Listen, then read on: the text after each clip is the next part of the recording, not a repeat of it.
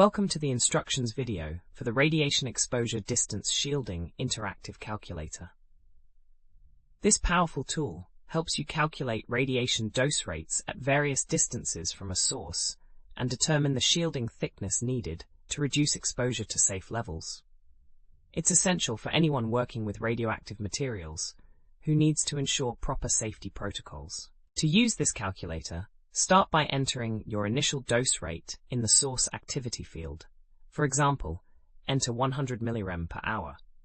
Next, input the initial distance from the source, such as 1 meter. Then specify the new distance where you want to calculate the dose rate, like 3 meters. For shielding calculations, select your shielding material from the drop-down.